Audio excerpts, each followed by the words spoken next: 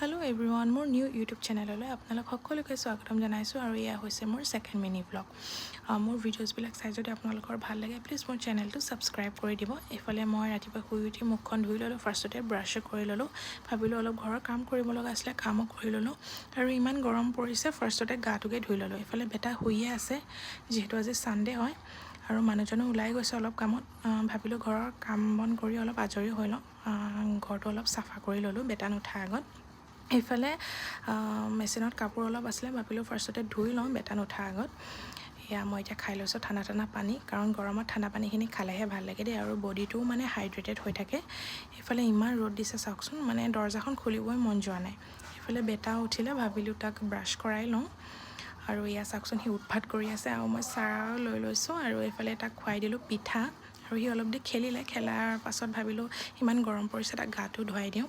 এইফালে মোৰ কাপোৰ ধুই হৈ গ'ল আৰু এতিয়া কাপোৰখিনি মেলিবলৈ আহিছোঁ বাহিৰত, কাৰণ ইমান ৰ'দ দিছে আৰু জলদি এনেও ৰ'দত শুকাই যাব ইমান চোকা ৰ'দত।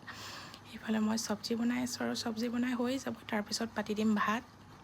এয়া মই এতিয়া ধুইছোঁ বাচন, কাৰণ বাচন অলপ ধুব লগা আছিলে। তাৰপিছত যাম অন্নপ্ৰসন্নখন এটেণ্ড কৰিবৰ কাৰণে।